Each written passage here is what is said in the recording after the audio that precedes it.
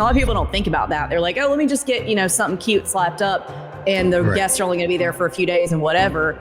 But if you don't get it done right the first time, you might have to paint over the entire thing, which, is a lot of money down the drains. Cheap work isn't good and good work isn't cheap. You know what I mean? 100% agree with that. 100% agree with that. Hey, y'all, welcome back to the Short Term Show. I'm your host, Avery Carl. We've got a super cool guest today. But first, got a few housekeeping items. We are hiring at the Short Term Shop in Orlando, in Myrtle Beach, in a few markets in North Carolina, and actually really in any market. If you're an agent in a vacation market and you feel like your market might be a good fit for the Short Term Shop, email us at careers@theshorttermshop.com. Also, please, if you have not picked up my new book, Smarter Short-Term Rentals, I'd really appreciate it if you did. And if you did pick it up and you loved it, please leave us a 5-star review on Amazon. And if you didn't, just email me directly and tell me that you hated it. But thank you guys so much for reading my books. I really appreciate it. And without further ado, back to our guest, super cool guest. We have not had someone in this exact area of the short-term rental business yet, but I'm really excited to interview him. His name is Dave Blanch, and he has a company called Blessed Design, and he is a muralist. So I know a lot of you are in our Facebook groups and messaging me on Instagram asking, hey, I need a muralist. Do you know one in such and such market? And the thing about artists is they're really hard to find because they're busy doing their art and not posting on the internet. So anyway, I want to introduce Dave and hear all about his story. How's it going, Dave? Very good, Avery. Thank you so much for having me on. Yeah, thank you for coming on. I really appreciate it. Absolutely. Yeah, I'm super excited to interview you. So first of all, just tell us a little bit about yourself, how you got into being a muralist. It's a very specific type genre of art. And I would love to hear how one gets into doing such things. So, I've been an artist all my life. I started when I was 12, 13 years old with spray paint cans, doing graffiti and stuff like that. And that was always drawing and stuff like that. And then I remember my parents got me an airbrush kit when I was younger and ended up covering my whole bedroom on my walls and everything. So I was even just creating when I was that young, probably 12, 13, 14. And then I always kind of kept up with just drawing and creating no matter what it was. I come from a construction background. I was always working with my hands. And then I would say around 1920, I really dove into painting, doing a lot of canvas work. And I started selling them. So, I had this outlet. I was very good at it and loved doing it, So once I started, selling paintings, I was like, okay, this is what I want to do for the rest of my life. It's my calling or purpose, And I would say about 10 to, 12 years ago, I started, my first huge one was, I did a few small ones in Philadelphia before coming to Florida. I moved to Florida about a little over 10 years ago, but I did an entire hotel, pretty much every square foot of this hotel. I ended up living there while I was doing it. And that was down in South Florida, kind of near Boca Raton. And that's what really got me just hooked. You know what I mean? I just loved taking my art from, just a small canvas to large scale, getting it out there in people's faces. And then just over the past 10 years, I just never stopped, promoting, doing large scale work. I still do a lot of canvas work, which you can find on the website or any of my socials. But, I love doing murals. It, brings just so much joy to the customers. I've done them in schools and stuff like that. I did an entire preschool, every room in there, and other schools and stuff like that, seeing the kids' faces, or I've done a ton of kids' rooms and just seeing their faces, just, it's such a payoff, more than just getting paid for it. So, but yeah, I would say over the past 6-7 years, I started doing a ton of Airbnbs, and it seemed to kind of catch fire a little bit. Well, I have a lot of questions on getting into this type of art first before we get into the Airbnb part of it. So Yeah. There's a lot of art galleries where I live, and I'm Hmm. always like, we're building a house, or I've got, some condos that I want to put some local art in, and I get real into, I'm going to put some local art, I'm going to support some local artists, and I never Right. can get further than just making that statement. And I'm like, okay, how do I find it? Do I just have to Google like art galleries in my area, or how do I find local Yeah. artists so that I can support them? Because you guys kind of, you're hard to find. Like, I want to buy it, I want to help, Right. but like I can't find them. So, what would you to a consumer say? Like, how do I find somebody like you on the painting side? Then we'll get into the mural side. So for a long time, getting my name out there and getting exposure, I would do, those markets, the flea markets and the pop-up markets and stuff like that, where we would just have vendors. And over time, it did become a little bit of a hassle because, I'd be trucking all these like huge paintings, which are, quite expensive. So a lot of people, they were more interested if I had like prints for 20, $30 than, an $800,000 painting or something like that. So, but it was also good for, getting commissions, getting my business cards out there, you know what I mean? Getting my name out there, meeting people, networking, stuff like that. I mean, these days, social media really is everything. You know what I mean? So I have a pretty huge following on Instagram and Facebook and stuff like that, and TikTok. So I haven't had that hard of a time, selling my work or anything like that, or Mhm. getting exposure because of those, social media outlets. But I haven't done any, pop-up markets or flea markets recently, just because sometimes they're either charging the artist too much and you're not guaranteed to make that back. And, when you're traveling with all this artwork and setting it up, and it's a lot of, you got to put a lot into it. But if one does come up that, a lot of people are going to be attending, I'll usually live paint when I do them. But Mm. that's definitely a good way to find local artists. Yeah. Other than that, I mean, word of mouth is everything. I Yeah, believe. You yeah. know what I mean? Like there's a Facebook group called Sarasota Word of Mouth where I live in Sarasota, and somebody puts in looking for a mural artist. There's 100 people that say my name and get me out there. So Well, I gotta social ask. media really. So, is it incredibly nerve wracking the first time you do a mural? Because like if you mess up on a canvas, you can throw it away and start over. But if you're on like somebody's wall or a public place, does that make you nervous, or is it just kind of second nature for you at this point? Well, let's talk about the second first nature time. for me, second nature for me at this point. Right now, like I know exactly what I'm doing. But yeah, I mean, like, I guess it was a little nerve-wracking at that point, but I believe that there's no mistakes in art, and I believe that you can always fix something. You know what I mean? Like, Yeah. I have had it, rain come out of nowhere while I was painting, mess up while I was working, but you can always go over it. You can always fix it, So that's Okay. the beauty of it.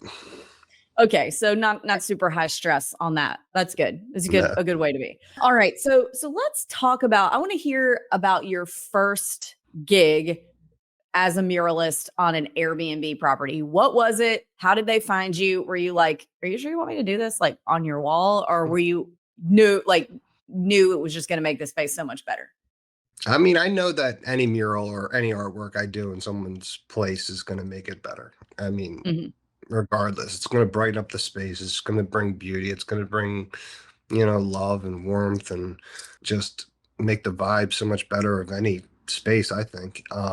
I think, I mean, it was like I do a lot of like sunsets and beach scenery and stuff like that because, of where I live. And, a lot of these Airbnbs and, that I do are in Florida. So having, a really beautiful sunset or, a beachy scene or something like that as a background, whether it be like a pool or a lanai or like underwater tropical scenes, stuff like that, all stuff that make you feel good, make you want to hang out in that space more, you know what I mean? Mhm. And yeah, I mean, once like I have a couple, I probably have a handful of clients that once I did the first one for them. They had me either do another one in that house or another one in their second or third Airbnb. You know what I mean? So then they would push my name to anybody else they knew in the short-term Airbnb game. It was definitely a word of mouth at that point. So where, they just were like, this is your guy, Yeah, yeah, absolutely. So how long have you been doing murals in specifically in short-term rental properties? I would say about 6, 7 years, something like that. Oh, wow. Wow. Okay. So a bit of an Yeah. early adopter then, or your clients were early adopters on the mural thing. Cause I know it hasn't like exploded in the influencer space until like the last 2 or 3 years where everybody's like, oh, you got to get murals. You got to get murals. So, Yeah, I mean, it, how, it was weird. Like, I even got a phone call just yesterday, or no, somebody posted saying looking for a mural artist for short-term rentals. And then the guy called me and we started talking, and I gave him my exact, like, how I do things, my pricing and da da da da da. And he's like, well, like, he kind of like tried to promise me like 32 more properties that all need murals. And they were, I guess, like a big company that, bought flipped houses and then used them as short-term rentals. But they weren't, Mhm. they wanted to like, They didn't want to pay um, you much on the first one, let me guess, and said, r- oh, well, let me dangle this r- carrot of 32 other properties. Uh-huh. Uh-huh. Yeah, I know exactly. And I was that. like, I'm sorry. I was like, I do not devalue my work. I was like, I'm not going to go in, you know, I was like, I'll come down a little bit if you put it in writing that, we are going to do all these other murals that are promised.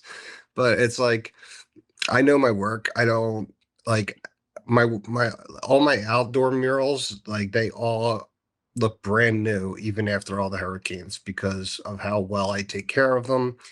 And I've found the best clear coat in the world to use to preserve them forever. You know what I mean? So it's like I put my all into it, and like only my best work leads to my next job. So it's like, I don't ever, and that's why my name is, put out there so much, is because, I really put my all into every job that I take on. Yeah, and I think everybody should be like that. And I love that you told them like, no, I'm not going to. So did they end up paying you your rate or did they go find somebody cheaper? No, they said that they were like, oh, okay, well, we have somebody else that, I was like, I know every artist in Florida. I was like, if you're, gonna try and find somebody else, I'm like, cheap work isn't good and good work isn't cheap.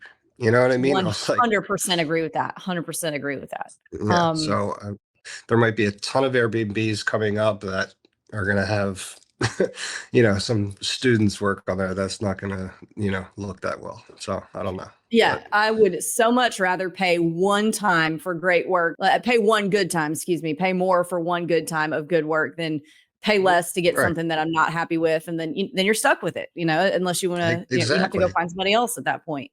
And they had like he was sending me pictures of the areas that he wanted two murals, and there was, I know a lot of them are putting the Mhm. putt-putt golf and the pickleball back there and stuff. I guess that's a new thing that a lot of them are doing. Mhm. And I'm like, I know how much that costs, because I talk with, like, I'm friends with all these clients of mine. You're going to put that much money into this backyard, but then you're going to try and shortchange the artist that's gonna, like, I think a beautiful mural where a family or whatever can take a beautiful picture of in front of, that's gonna be a memory for them is way more important than the pickleball court. They're not gonna take a picture, of their vacation in front of the pickleball court, So it's like, didn't make any Well, let sense to me me. let me talk to you from like the resale value. So I've seen this happen on the resale side where my company was listing a property that they'd done all of this hyper theming and hyper amenitization, and they Mhm. had murals like one continuous mural in the whole property on all the floors, but Wow. it was not great. You could Right. tell maybe they went with the cheaper guy. And Yeah. what happened when we went to list it was a lot of people, and this is in a market where everything is short term rentals. So you're probably none of the people that were coming in to buy it were like looking to live there and like, oh, I don't want murals everywhere. They were really Yeah. just looking for investment properties or vacation home. And Right. a lot of the feedback that we got was like, man, all these it looks like a kid did sponge paint on the walls with these murals. And at this price point, like we're not going to pay to have to repaint this whole house. So it Exactly. can affect you on the resale side too. And a lot of people don't think about that. They're like, oh, let me just get, something cute slapped up and the Right. guests are only going to be there for a few days and whatever. But Exactly. if you don't get it done right the first time, you might have to paint over the entire thing, which, is a lot of money down the drain. So anyway, get it done Exactly. right the first time because it affects a lot more than just your bookings. That's right. That's right. Like I also do a lot of faux work too. And faux is kind of like a dying, it's like a very old school thing, but maybe it's coming back a little bit.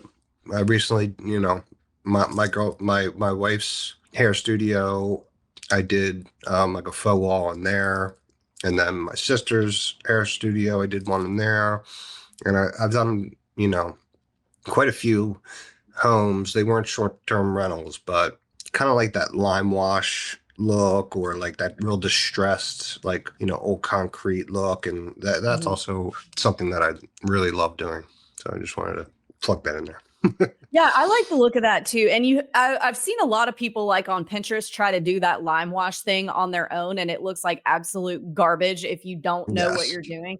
And it Yeah, really, yeah, it does look really nice and like good and distressed without being farmhousey. It does look like exactly. old concrete, but yeah, I Yeah, would definitely recommend hiring a professional to do that. And that's without good a to know. doubt. Good to know that you do that because I've Yeah. seen some people really screw that up. God. And I mean, it's like, it's awesome for accent walls and everything, but just from doing it, it's not easy. You know what I mean? Like you Mhm. really have to know what you're doing. Totally agree with that. So how many murals would you say you've done at this point specifically? Well, A, I want to hear how many murals you've done total, but then B, Mm. for our listeners, how many in Airbnbs have you done? Phew.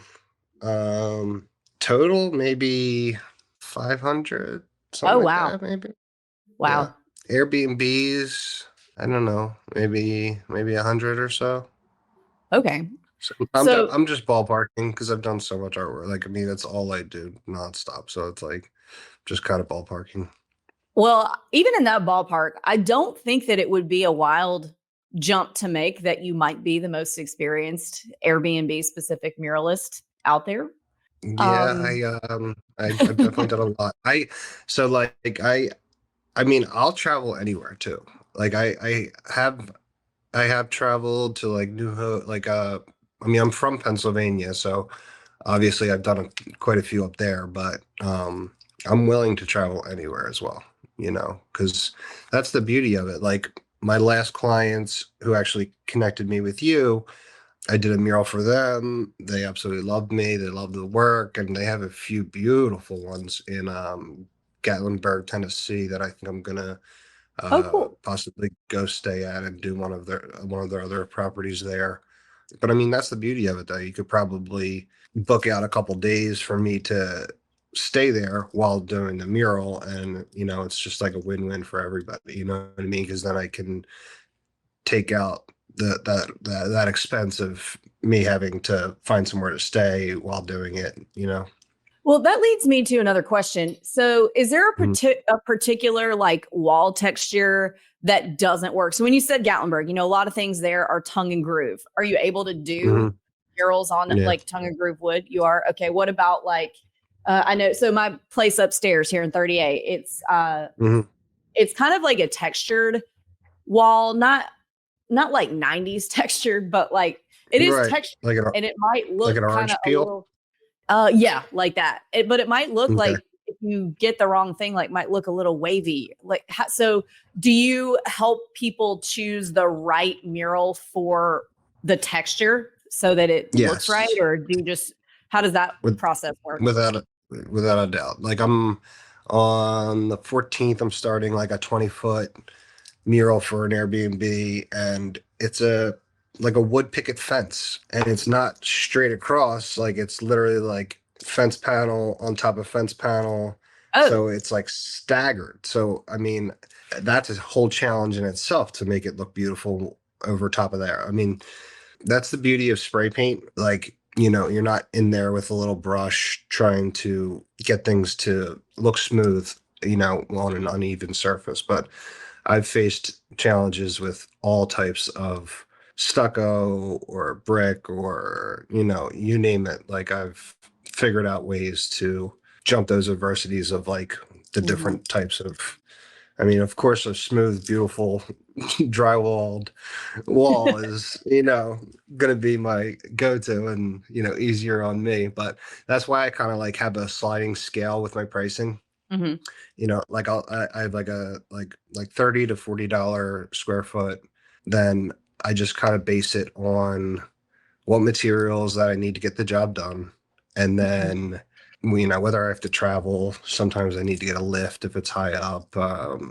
If it does need, the clear coat, which costs a little bit extra, but like I said, it, will last for years and years and years to come. So I try to stay on the lower side always, you know what I mean? Because I always want to give people the best price that I possibly can. I'm always willing to work with people, whether it be payment plans or whatever, I take credit card or, whatever. Like I always find a way to work with the customer so that they're happy, and I'm happy and I can provide for my family, but also doing what I love and making these people happy, making their guests happy, But like my whole like how I go about it usually, which I can do over the phone or in person, you know what I mean? So if they are within an hour from me, even I can go to the property, I can take a look at the wall or walls, take a Mhm. picture, and then once I take that picture of the wall, then after they send the deposit, I bring it into my iPad and then I design like a mock-up of what it's going to look like before I get started. And then I shoot that to them, and then they can be like, Dave, I love it. Let's go. Or Dave, let's change this. If they're completely unsure, if they don't have any ideas at all what they want, then maybe I'll, do after they send a deposit, I'll maybe do two, three, four, mock-ups just to kind of get their brain going on, what direction they want to go. But a lot of people usually kind of have an idea, Mhm. and then I can design based on, what they want to see. And then I'm always adaptable to change, or add or subtract or whatever until they're happy with what it's going to look like. And then once they approve the design, then I go for it. Love that. Love that. So are you using spray paint always, or sometimes you using something different, like, regular? I'm not an artist, so I'm going to use like terms that are probably offensive, regular paint. Or are you? No, I mean, like all murals, I would say if it's outside and I can either plastic things off and tarp things off to where I can use spray paint, it's not going to affect anything. Absolutely. If I definitely can't, then I just can't. I mean, spray paint just sometimes gives you that perfect effect that you want, makes the job a little bit faster. Sometimes in a house, I have used it, but maybe just a little bit here and there just for effect wise. But I do a good job on, plasticking things off and tarping and all that stuff. So if I can't use it, then I can. I'm just using, house paint, acrylic paint. If I'm doing an outside mural, I'm using usually like I'll use outdoor paint, you know what I mean? And then clear coat to finish. Okay. So moving on to your clients. So is there anything in particular that feedback wise you've ever gotten from a client, like, oh my gosh, this particular thing has worked so well. We've gotten so many Instagram tags, or we've gotten so many bookings where people mention this one mural. Is there anything specific that you've done that you feel like your clients' feedback has been that it's really improved their bookings? Yeah, like quite a few of them. My friend Christine and her husband, like like I've heard from quite a few people that because a lot of them will have professional photographers come in and take pictures after the fact, way more website clicks, way more Mhm. bookings. I mean, it really shows that the owner cares about the property. Like I know myself when I'm looking for an Airbnb, like if it's got certain characteristics like that and a little bit of like extras and you can tell that the owner like put some love into it, not just basic, you know what I mean? Like we're going to obviously pick the one that has a little more character and a little more love and good vibes to it. You know what I mean? So I think that's what it's all about, really. Yeah. Yeah. But I like the totally more agree. that it's almost like with anything, the more you put in, the more you get out. And I Yeah. think with this whole Airbnb thing exploding, I mean, I really, I think doing murals and stuff like that is so important. So for people who are listening who are like, you know what, I think I want to try a mural in my place. What are Mhm. some things that they should look for? Maybe some green flags and also maybe some red flags in a muralist when they're hiring them.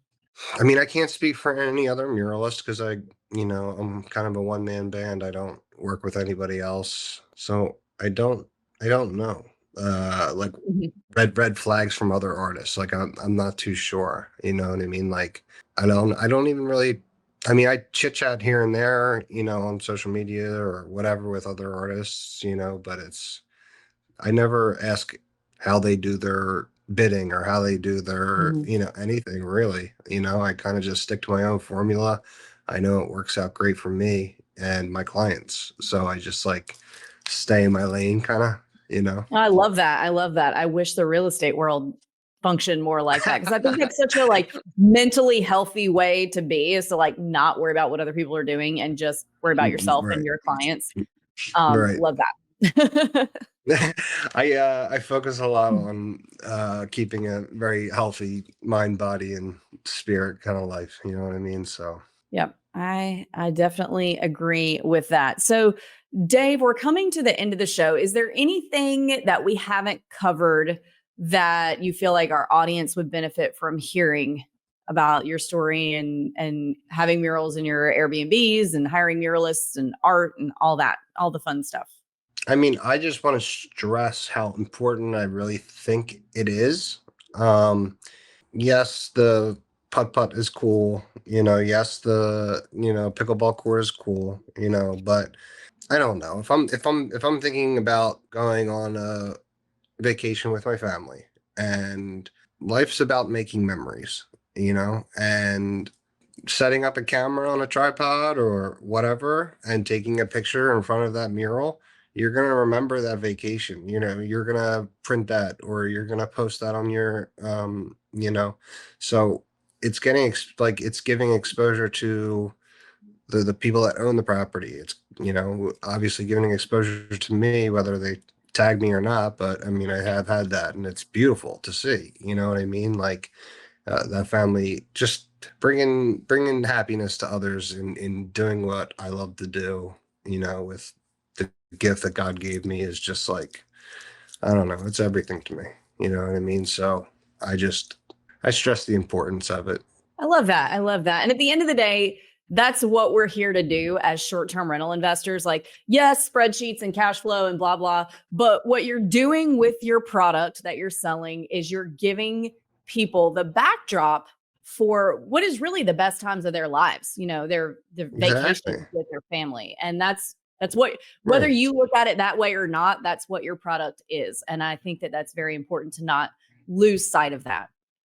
Exactly. Exactly. I think it's most important. And if you keep those values, important enough, then you're gonna succeed. Like you're gonna do well. Like, you know what I mean? Like Mhm. put the dollar signs aside. You know what I mean? Like just think more with your heart instead of, your bank account, I guess. Well, last Dave, where can our listeners find you or follow you or hire you if you've sold them? If you sold me, so if other people feel the same way, where can they find you and maybe um, hire you? I mean, I don't even mind giving out my cell, which is 610-573-1519. My Instagram down here below is at blessed design, BLEST design. My website is www.blesseddesign.co. And then Facebook is either Blessed Design or Dave Blanch. You can find me on all of those. TikTok, Blessed Design as well. So I actually just got got it in the mail. It took me a couple years, but now I actually own the name Blessed, trademarked and copyrighted and everything like that. So Oh, perfect. Awesome. that's Love pretty that. awesome. Yeah, Well, cool, absolutely. Dave. Thank you so much for coming on. It definitely was a nice change of pace for me Yeah. to not talk Yeah. about numbers and analysis and let's talk about some art. So Right. love that. Right. Awesome. And thanks for coming on. Absolutely. Thank you so much for having me.